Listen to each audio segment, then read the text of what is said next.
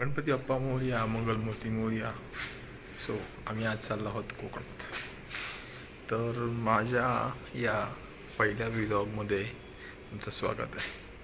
तर आपण आज जाणार आहोत कोकणात. कोकणात नेमके कुठे जाणार आहोत हे तुम्हाला मी माझ्या प्रवासात सांगेन. नक्की स्टे ट्यून. आता दरवेळच्या प्रतीप्रमाणे आम्ही काय यावर्षीही थोडंसंच कर असल्यामुळे नारळ फोडून प्रवासाची सुरुवात करतोय.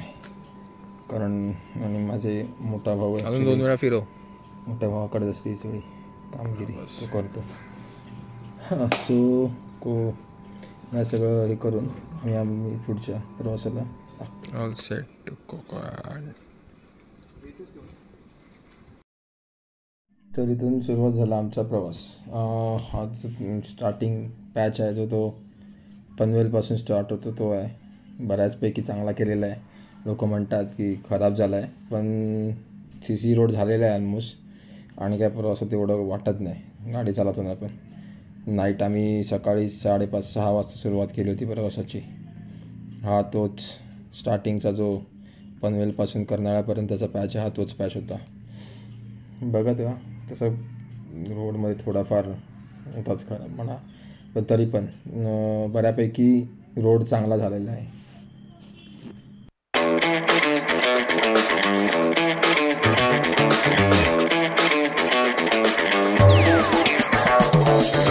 God bless, we're breaking these runs. Life too short to play it on speed run. Only get one, no option to rerun. With Babylon.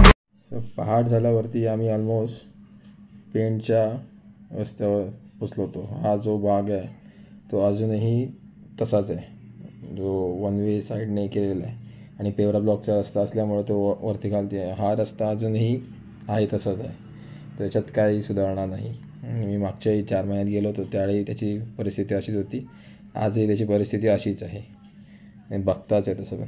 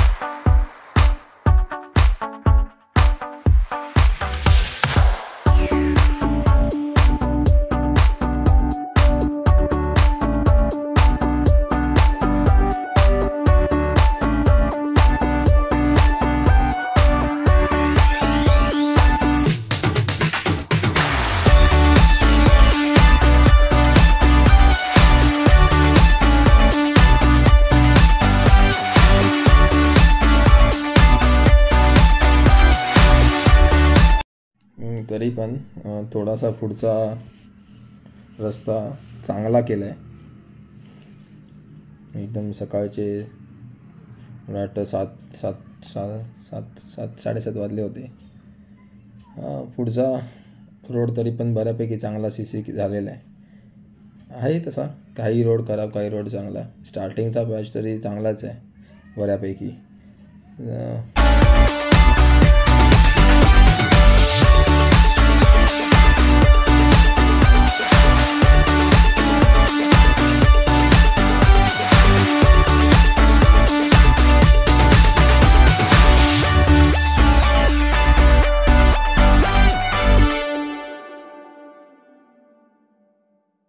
हा जो इथून पॅच सुरू झाला कोलाडचा पॅच होता, जो स्टार्टिंग तो पण असाच आहे. पहिल्यापासून खराब झालेला होता तो तसंच केलेला आहे. ते काय जास्त काही सुधारणा झाली नाही आहे मागच्या 4 महिन्यात. पॅच आहे तसंच आहे. इथे पण सेम 1 वे केलं आहे. काही पॅच खराबच आहे. कधी कधी असं वाटतं कोकणात रस्ते कमी आणि डायव्हर्जन जास्त आहेत, त्यामुळे ओव्हरटेक तर काय कधी कधी पॉसिबल होते, कधी कधी पॉसिबल होत नाही. तरी पण मी भरपूर ओव्हरटेक केलेच आहेत. रस्ता बघितलं तर अजून तर ब्रिज बांधतायत, रस्ता पण तसाच अजूनही. गाडीची अर्धी कंडिशन खराब तरी तीच होती.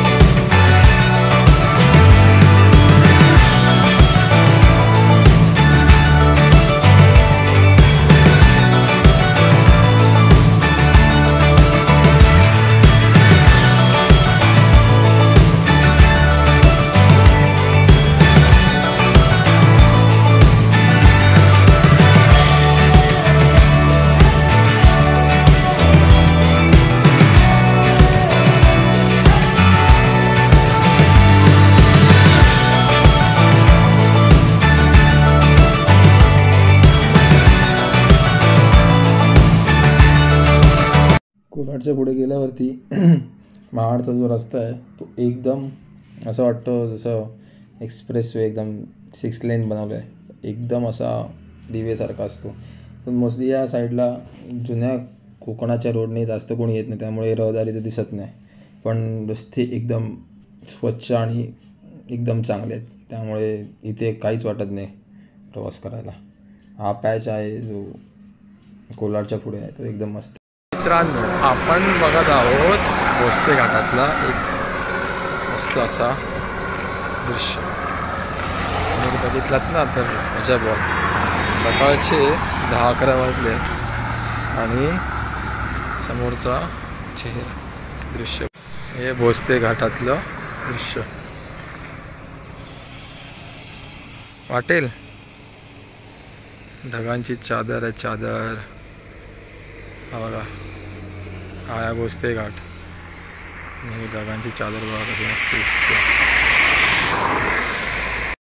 भोसले घाटातला चांगलं दृश्य बघितल्यावरती हा पॅच सुरू झाला, तो म्हणजे लांजा संगमेश्वरचा पत्ता, जो एवढ्या खराब अवस्थेत आहे की म्हणजे गाडी चालवणं तर अशक्यच आहे.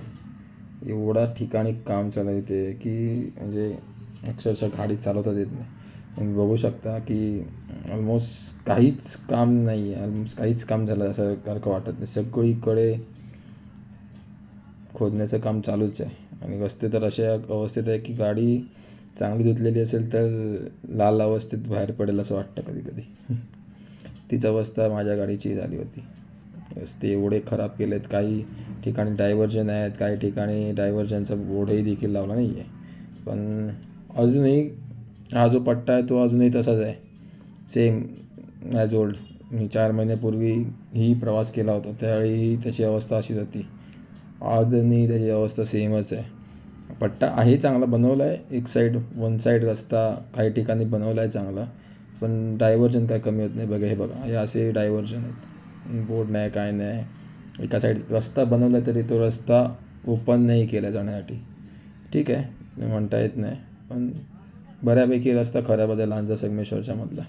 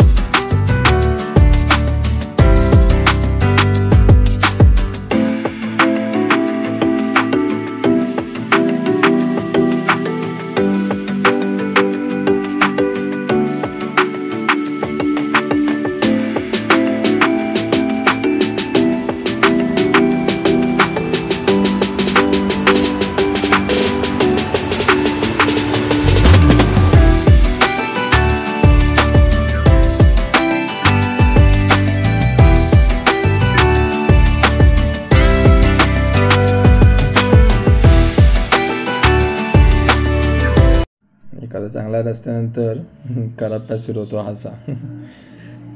रस्त्याची अशा प्रकारे काय सांगणार, खूपच खराब अवस्था आहे. कोकणाचा रस्ता मुंबई गोवा हायवे जुना बघायला गेला तर तसाच चांगला आहे, पण जो पॅच लांजा आणि संगमेश्वरच्या मध्ये जो आहे तो खूपच खराब व्यवस्थित आहे. बघा घाट तर एवढा खराब झाला आहे ना, खूपच मोठ्या गाड्या आणि छोट्या गाड्या जाऊच शकत नाही, तेवढं खराब व्यवस्था आहे.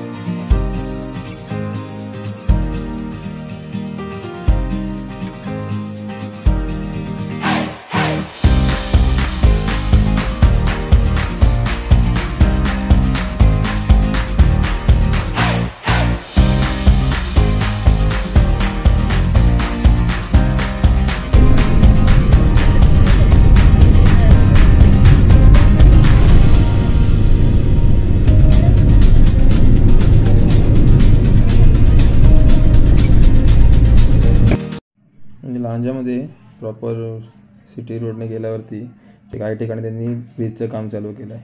तिथे त्यांनी ॲक्च्युअलमध्ये जुने जे पोल उभे केले होते ते तोडून नवीन पोल तयार केलेत आणि तिथेही सेम अवस्था आहे. अजूनही ते पोल बांधतातच आहेत आणि किती म्हणा मी 1-2 वर्षापासून बघतो त्यांचं हे असंच काम चालू आहे. पावसाळ्यात हा रस्ता खराब होतो आणि मग ही अशी अवस्था असते. गाडी चालवण्याच्या देखील लायकीचा नसतो हा रस्ता.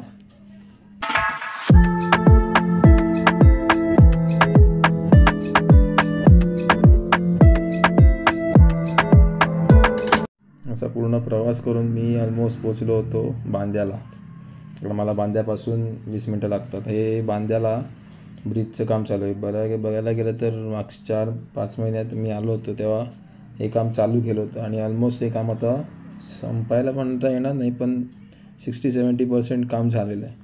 तर इथून लेफ्ट घेऊन मी माझ्या गावी पोचतो आहे. माझं गाव आहे आडाळी. इथून 20 मिनटं लागतात. तिथून मला गोवा पण हे जवळच आहे ऑलमोस्ट.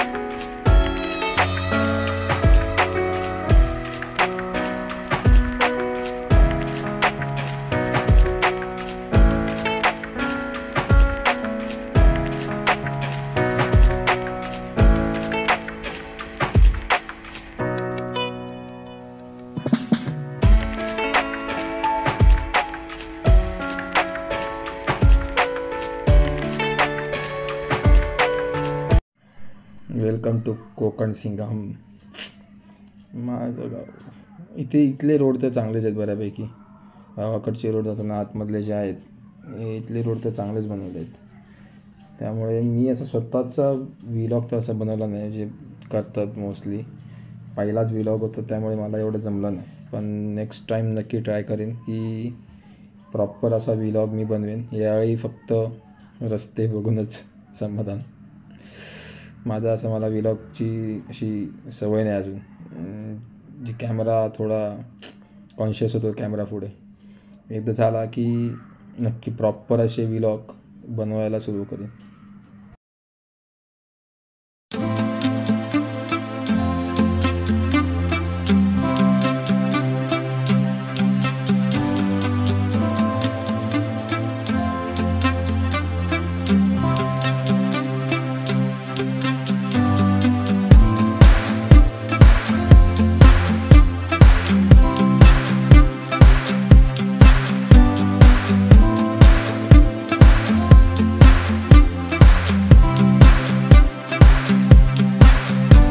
ते असं पण बघायला गेलं तर हे गावाचं मंदिर आहे. इथून आमच्या गावाची हद्द सुरू होते.